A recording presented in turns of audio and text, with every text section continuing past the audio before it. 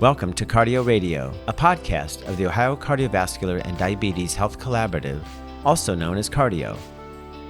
This is Dr. Michael Constant from the Case Western Reserve University School of Medicine, and I serve as the principal investigator for Cardio, a statewide network of Ohio's 7 medical schools. Cardio is funded by the Ohio Department of Medicaid and shares best practices to improve cardiovascular health, diabetes outcomes, and to eliminate health disparities in Ohio's Medicaid population. The opinions and recommendations in this podcast are those of the presenters and not those of Cardio and its sponsors, and are not intended to be a substitute for medical advice. I hope you enjoyed today's podcast.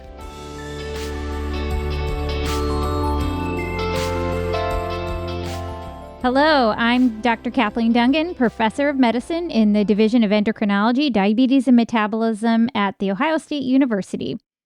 I serve as co-lead for Cardio's Team Best Practices, and I'm here with Dr. Abdul Wase, a clinical cardiac electrophysiologist, professor in the Department of Medicine at Wright State University, and member of Cardio's Team Best Practices. He has been in practice of electrophysiology for the last 30 years, and as a local principal investigator, he participated in the Atrial Fibrillation follow-up investigation of rhythm management, or the AFFIRM trial, which is a landmark NIH-sponsored study comparing rate and rhythm control in patients with atrial fibrillation, or AFib. In this podcast, we will focus on rising burden of AFib and the role that primary care providers can have in managing risk factors. We will also highlight key management strategies. Welcome, Dr. Wase. Thank you, Dr. Dungan. I'm happy to be here. Well, Abdul, how common is AFib?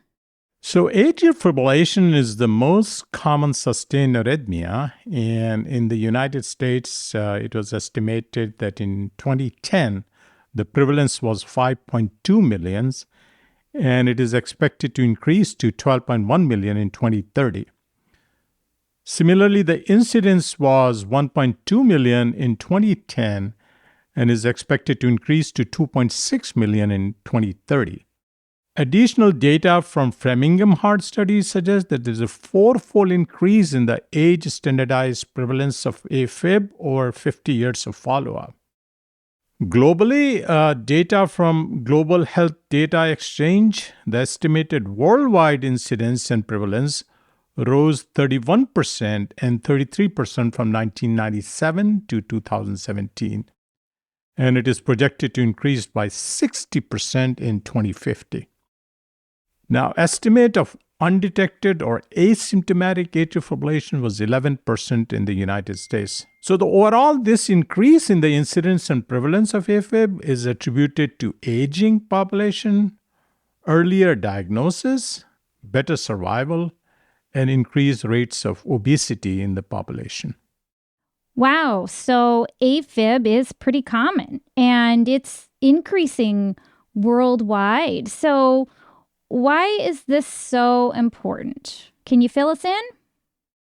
Sure, we'll be happy to. So the 3 important factors: cost, mortality, and stroke risk.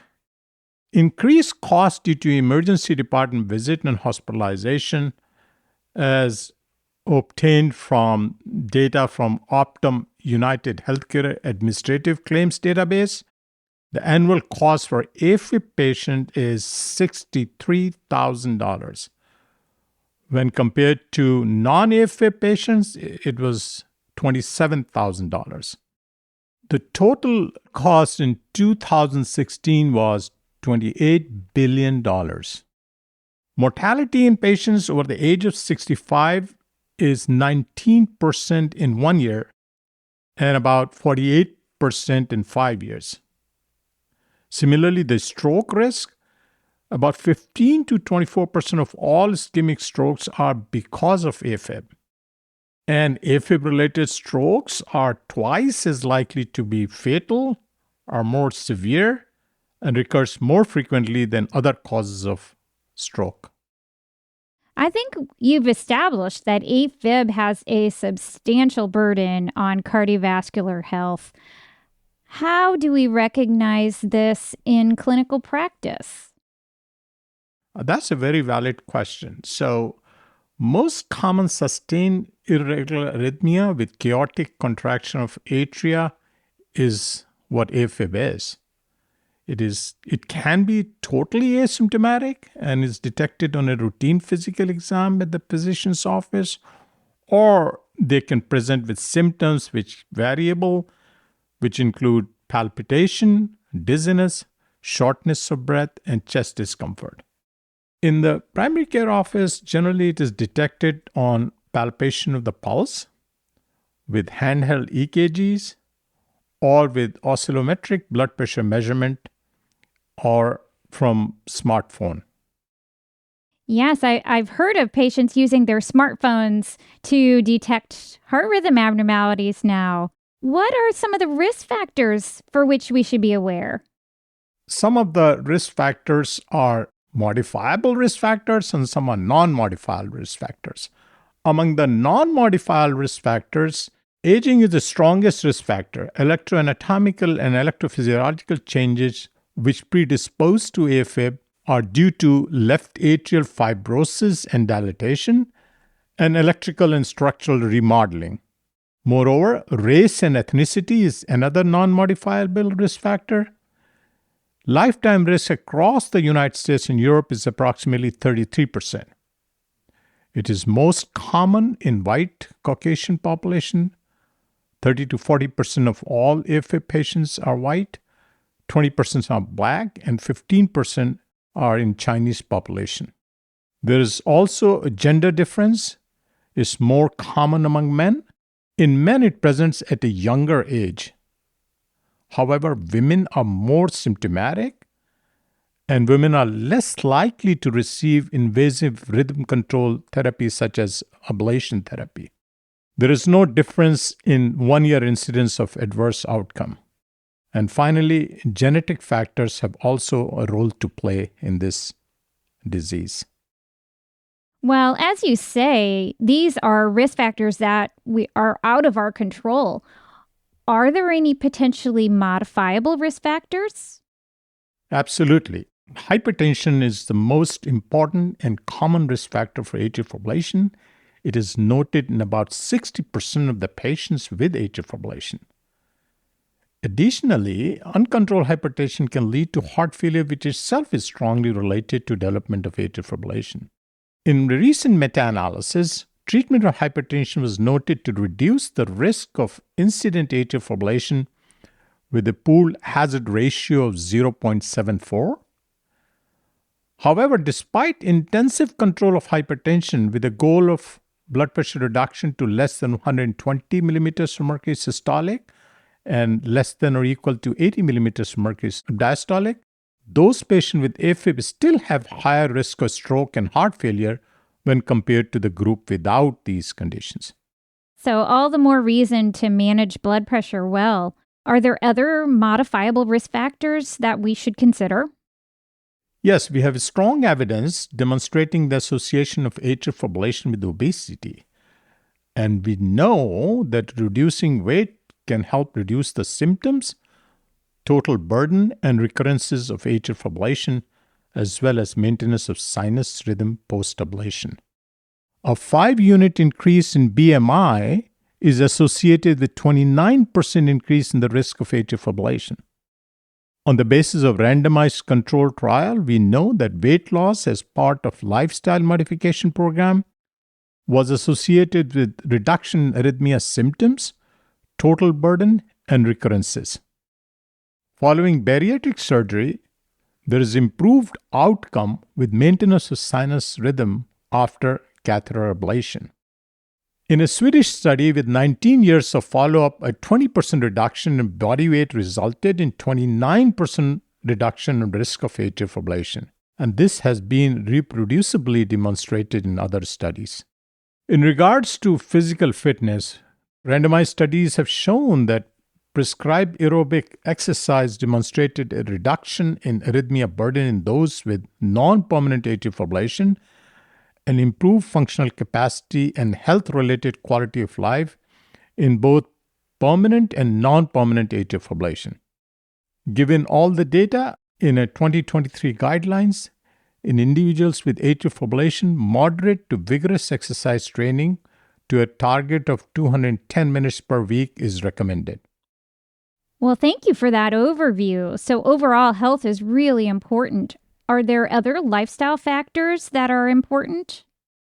Yes, smoking and alcohol intake has been linked with development of AFib. Based on observational studies, cigarette smoking individuals with AFib is associated with worse cardiovascular outcome and death. And then individuals who quit smoking are less likely to develop stroke or die. The smoking cessation is strongly advised.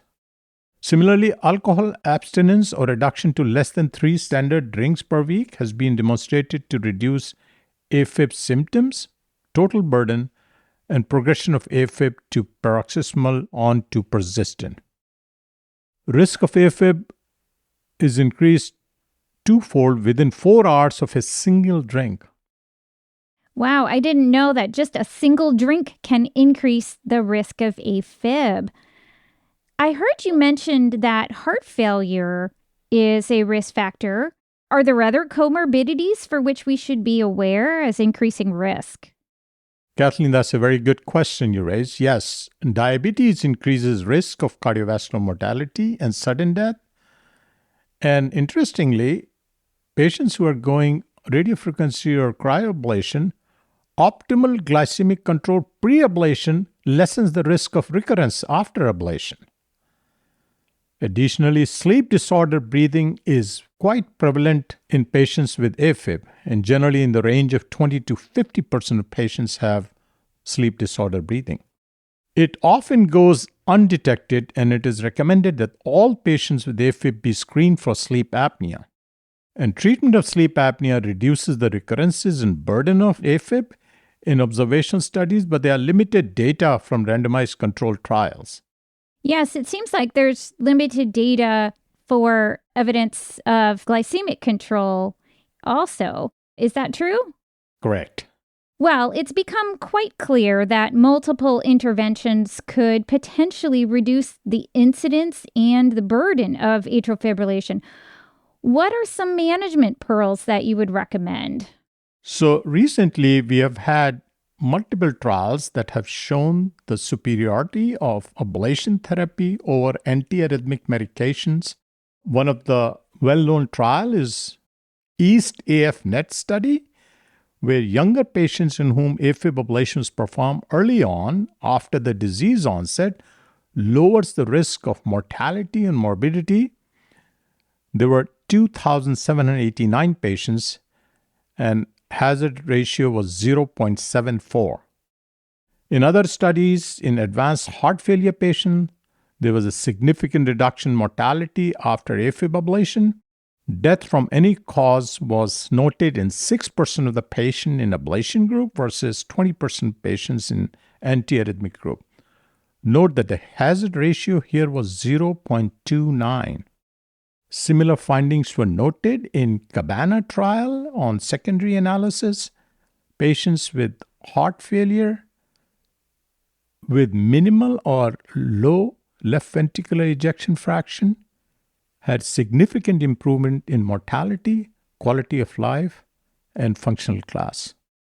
In STOP-AF trial, maintenance of sinus rhythm was observed in 75% of ablation group versus 45% of the antiarrhythmic medication group at 1 year. Finally, in ThermoCool study, 66% of patients receiving ablation were free of atrial fibrillation at 9 months versus 6% in the antiarrhythmic arm. Cabana trial was a prospective randomized trial of 2,204 patients published in JAMA, which showed no difference in composite endpoint of death, disabling stroke, or serious bleeding and cardiac arrest.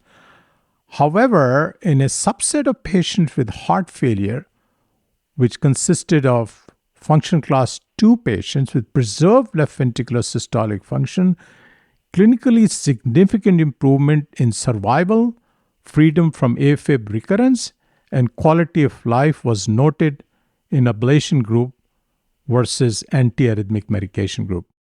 So from all these studies, it was clear for the 2023 guidelines to include catheter ablation as a class 1 indication for symptomatic patients who either cannot tolerate antiarrhythmic medication for rhythm control, or in younger patients and in those with low left ventricular ejection fraction with heart failure. Surgical procedures are also helpful. For example, in patients who are undergoing any open heart surgery, such as coronary artery bypass graft or valve surgery, surgical Maze 4 procedures with multiple biatrial incisions were given in both right and left atrium is now given a class 1 recommendation. Well, thank you, Abdul. That was a great summary of how the landscape of treatment of AFib has changed over the years. With so many electrocardiogram monitoring systems available out there, can you now provide us some guidelines for our listeners as to what monitoring device to choose from? Of course, we'll be happy to.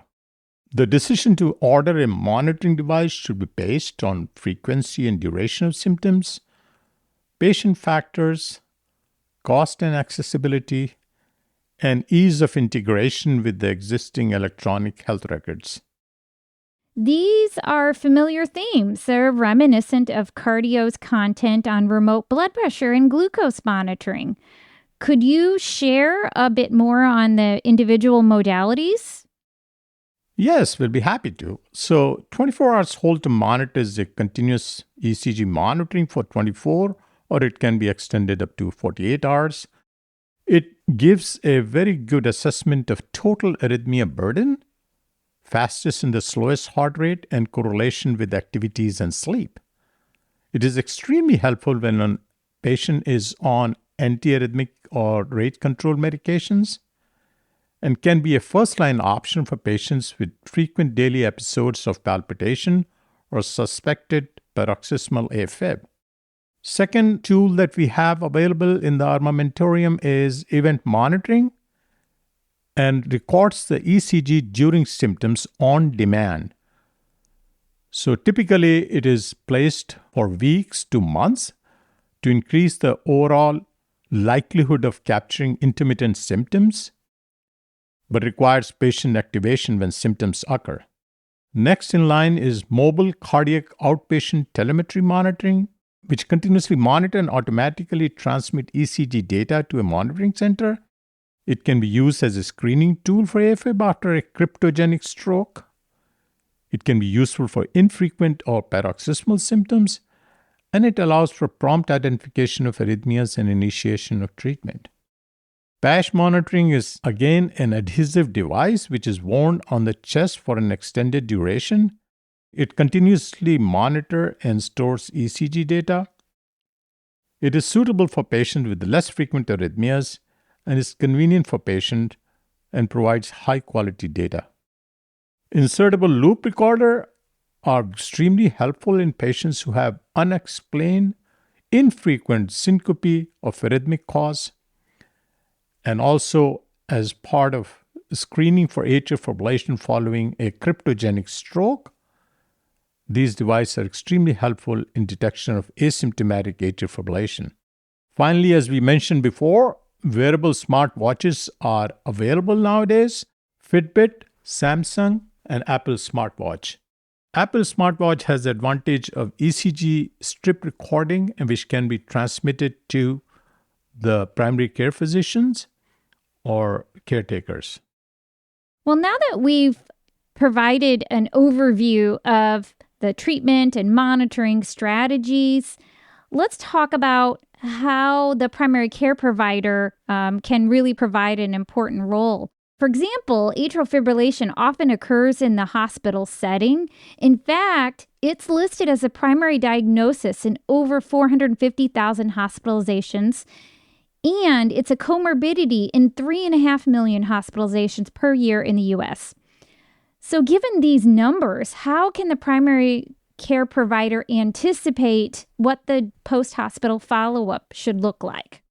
Thank you for asking that question, because early and frequent rehospitalization contributes to increased costs and patient morbidity in this patient population. So a timely follow-up within 7 to 14 days post-discharge is recommended.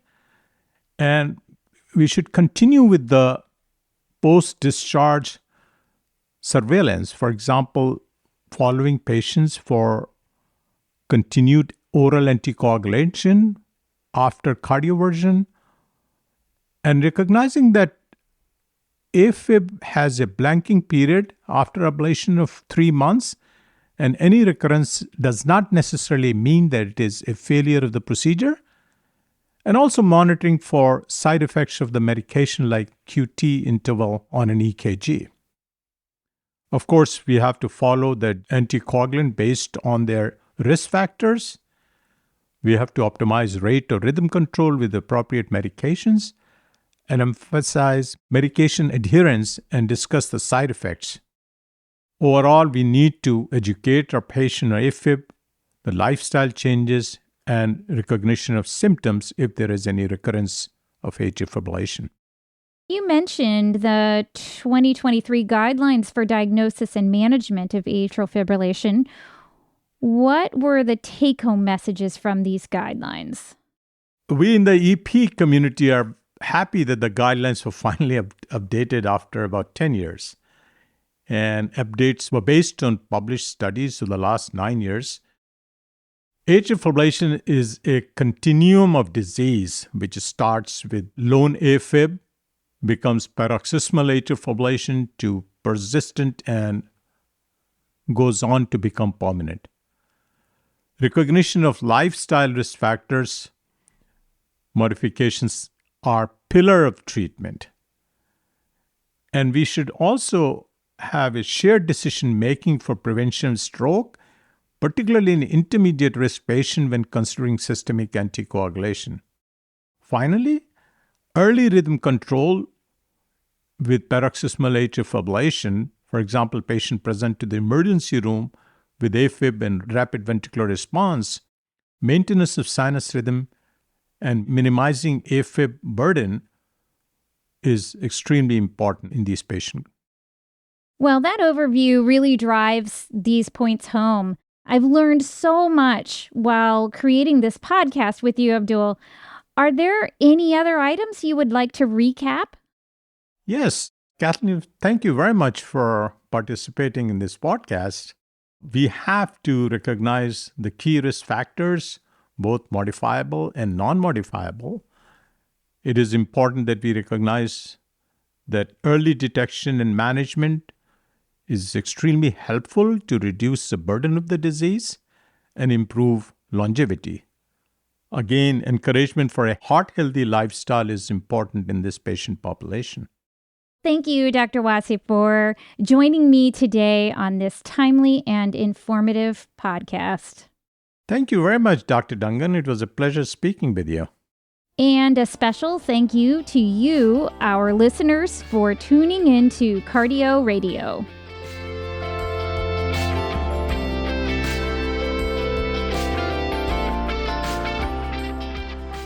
This concludes today's podcast. Be sure to visit cardio.org to learn more about the Ohio Cardiovascular and Diabetes Health Collaborative.